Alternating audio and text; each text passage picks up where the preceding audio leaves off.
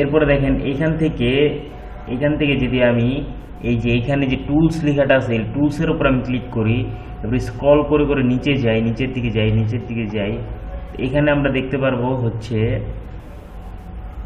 আর একটু নিচে যেতে হবে, এই যে উইস্ক। তো এই উইস্ককে এখানে আনার জন্য আমরা কি করবো, থ্রি ডটে ক্লিক করবো অ্যান্ড পিন টু ডার্ক দিয়ে দেবো। এরপর আমরা এটাতে যাবো, দেখেন তো অটোমেটিক্যালি এখান থেকে যে আগের মতন হয়তো ফ্যাসিলিটি আমরা পাবো না, কিন্তু মানে ফিরে আসছে। তো আগের মতো ফ্যাসিলিটি আনার জন্য কি কি করা লাগবে, তো সেটাই আমরা দেব। তো আগে দেখেন এখানে কি ছিল, যে কতগুলো ইমেজ আমরা জেনারেট করতে চাই, কতগুলো কি করতে চাই, সব কিছু ছিল, কিন্তু এই মুহূর্তে সেটা আর কি দেয় নাই।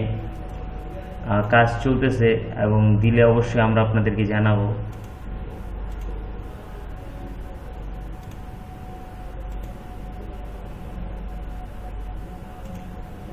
এখান থেকে আমাদের যে প্রম্পটটা আছে যেটা কপি করে রাখছি সেটাকে আমরা এখানে পেস্ট করে দিলাম, এবং যদি আমরা এখান থেকে জেনারেটে ক্লিক করি, দেখেন এখান থেকেও জেনারেট করতে থাকি।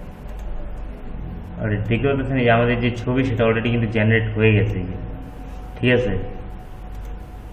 তো সুন্দর একটা ছবিও আমাদেরকে দিছে এই যে।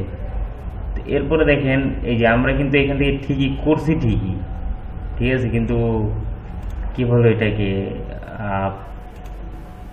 কোয়ালিটিটা তেমন ভালো হয়েছে, হ্যাঁ এটাকে আমরা হাই কোয়ালিটি ফিল্টার্স আমরা নামাই নিতে পারি।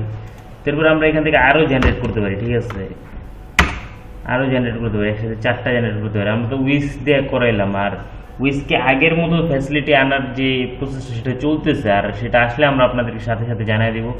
আর এখন এখান থেকে যে আমাদের যে কোয়ালিটির বিষয়গুলো আছে মানে আরও জেনারেট করতেছি, দেখি এই দেখেন এই যে এইখানে আমাদেরকে কতগুলা দেওয়া হয়েছে, ঠিক আছে। তো এরকম আপনারা চাইলে আরও অনেক ধরনের এআই টুলস ইউজ করতে পারেন। আর উইস্কের যে আপডেট সেটা আমরা আপাতত দিয়ে দিলাম আপনাদেরকে, এবং সেটা যখন আমাদের হাতে আসবে আমরা অবশ্যই আপনাদেরকে জানিয়ে দেব, ঠিক আছে। তো ততক্ষণের জন্য সুস্থ থাকবেন, ভালো থাকবেন।